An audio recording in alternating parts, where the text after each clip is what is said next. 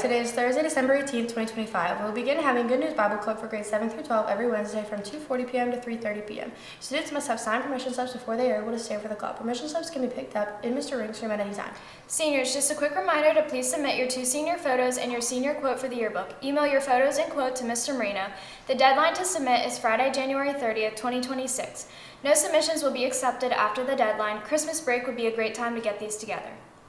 Attention 9th through 12th grade students, you can receive community service hours in a fun way, ringing the bell for the Salvation Army. The NHS is sponsoring this wonderful opportunity to ring the bell for the Salvation Army kettle, which will be set up outside of Northern Cambria Giant Eagle during the holiday season. All money people put in the kettle will go to someone in your own community. If you wish to participate, NHS members will sign you up during lunch. You can also see Miss Daisley to sign up. Please be sure to sign up for the half-day games next week. Teachers will have their sign-up sheets available, and volleyball sign-ups will begin this week. This Friday, we are hosting our 3rd annual Powder Puff volleyball game in the old high school gym at 6 p.m. Come out to see the junior boys take on the senior boys for what is sure to be an entertaining game. Have a great day, NC. Today's weather will be a high of 46 and a low of 33. It will be cloudy with a 10% chance of precipitation and winds up to 17 miles an hour. Tonight there will be a boys basketball game away at Cambria Heights. Junior high starts at 3:45, JV starts at 6, and varsity falls at 7. Good luck, Colts! Today for lunch we're having buffalo chicken dipper with garlic toast and crispy tater tots, with a side of tropical pineapple tidbits and assorted low-fat milk. Today's word of the day is ameliorate. This word means to make something bad or intolerable better. Today is National Mickey Mouse Day.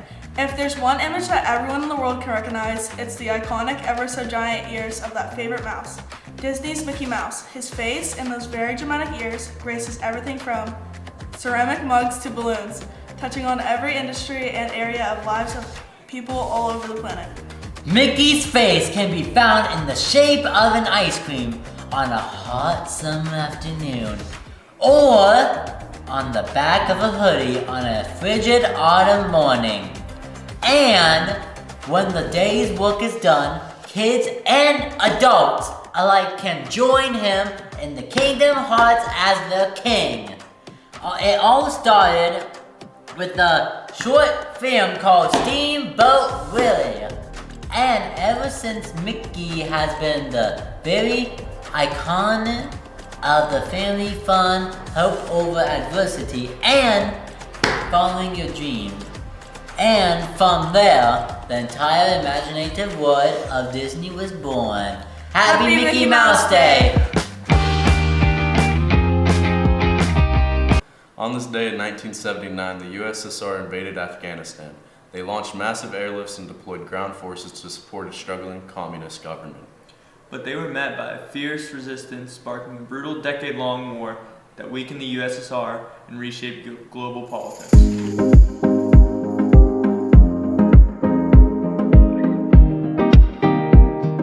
Welcome to the district. You officially started on November 26th, right before the Thanksgiving break.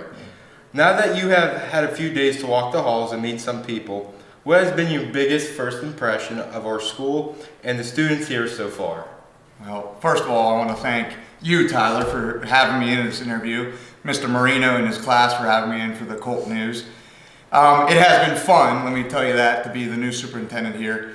Northern Cambria is a great place. So my first impressions, let's go with, I've been very impressed with how engaged everybody is. So any classroom I walk in, the students are engaging with the teachers, how active and alive everybody is. So we're not lumps in a log, we're in a bunch of things and we're involved. And lastly, how welcoming. You know, whether it's the people that clean our building, the people that feed us, the people that bring us to school, the support staffs, the secretaries, the aides, absolutely the teachers and principals, everyone's been very welcoming. And then on top of that, the community, the parents, and then you guys, the students, everyone's been welcoming. So I appreciate it. Thank you. Great question. Glad to have you here. You have been in the role less than a week and had already called a snow day on December 2nd. Was it stressful making such a big decision so early on in your tenure? And can we expect you to keep that streak going throughout the rest of the winter? Snow days are really tricky. You know, first of all, safety is probably our number one priority. Whether you're a teacher, whether you're, a parent, whether you're a superintendent, we want you guys to be safe. We want you to feel safe in the building, outside of the building. So safety is our number one concern. But also, I'm a big fan of calendar fidelity. And that's just a big way of saying when the school board passes a calendar, I want it to be as concrete as it can be. So as a dad, I'm looking at my child's school calendar. I'm saying, okay, when can we have a dentist appointment? When can we go on vacation? And if we mess that up by having a snow day and then a rescheduled day and then a new day, that doesn't help families, and we want our families to appreciate the education we have here at Northern Cambria. So that's one thing. But ultimately we'll use snow days. We're also looking at our virtual days. We want to be able to have those. We want them to be as active and as engaging and as rigorous as a regular day. And sometimes that happens and sometimes it doesn't. For this year, we'll play it by ear, and we want safety to be paramount. And with that said, we know that our school board, who we value, passed a calendar, and on that calendar, our makeup day for that day that we already had is March 13th. So we can put that out there that our makeup day will officially be that March 13th day. All right. Thank you. As students, we usually only see the superintendent at graduation or big events. Now that you are taking the lead, what is one goal or change you are hoping to bring to our school that will directly impact our day-to-day lives as students? I'll answer that in a couple of different avenues for this answer. So day to day, I'm not sure. You have great teachers, you have great principals, you have great support staff, you have great parents that are really pushing you in that classroom. I don't know if I'm changing anything in your day-to-day life. I hope to be visible. I like going to events. Went to the concert choir last night, went to a bunch of basketball games. I like going to events because that's easy, it's fun. We get to see the students in a different light. One thing that I think drew me to Northern Cambria is when I looked at our mission. 3 words jumped out at me: all, opportunities, and responsibility. So I have a responsibility to you as a student, and you have a responsibility to me as a superintendent or as a teacher. You have a responsibility to me. We want to give you opportunities, but you got to take advantage of the opportunities. And then when I see the word all in our mission statement, I think it's all learners, but all staffs too. Again, going back to there's a lot of people that make this building work, and all of us are responsible. All of us have to give opportunities to our students. So that's kind of what I'm hoping to bring to the table as a superintendent. All right. To help the student body get to know the person behind the title, if we were to look back at your own high school experience, what kind of student were you? Were you involved in sports, bands, or clubs? And do you have any advice for seniors getting to graduate on this upcoming year? Let's start with the advice. So advice I would give to seniors, make the most of this senior year. There's nothing like it. It's fun. It's emotional roller coaster, ups and downs, hard work. What am I doing next? All those things. Once you graduate, as a dad and as an educator, I can either protect you from the outside world and protect you from what's going to happen, or we can prepare you.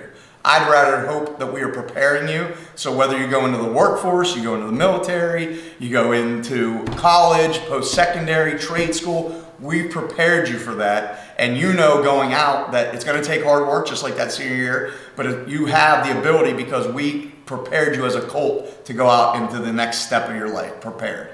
Me as a student, I think I was an average student, not all A's, not all D's and C's, but B's, C's, A's, right in there. I definitely felt that I was involved in school. I liked to be in the concert choir, the musicals. I was in athletics. I was in student government, homecoming, those types of things.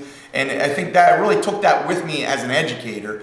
And now what I like to see is students that are involved. We get a lot out of the 42, 43, 44-minute periods we have. But the time between periods, the time after school also helps you become an adult and helps you grow and learn and apply what you learned in that 42 minutes into the real world. So I kind of took that philosophy with me, and that's the type of student I was whenever I was back in high school. What would be your favorite memory from your high school experience? Boy. I had a ton because I had a great high school experience, great friends I've had since kindergarten that were still in the same friend group, which I think is unique. There's 4 of us that are ultra close since elementary, high school, and we all graduated together. So that's not really one specific memory, but having those individuals that I can lean on and hug and cry, and I know they love me and I know they support me. That's important that I took away from high school. One big memory, I was in a math honor society, and we took a trip to Nashville. And just the whole entire trip, first earning to go there, then earning the money to go there. And we went to Graceland, which is Elvis's house. We went to Opryland. We went to Vanderbilt University, the University of Tennessee. And just the entire trip wasn't all math focused, but we had a lot of fun and probably did some fun stuff that maybe we would reel in today in 2025 that we got away with whenever I was in high school. So that's a great question. Allowed me to bring back some great memories. Thank you. Thank you.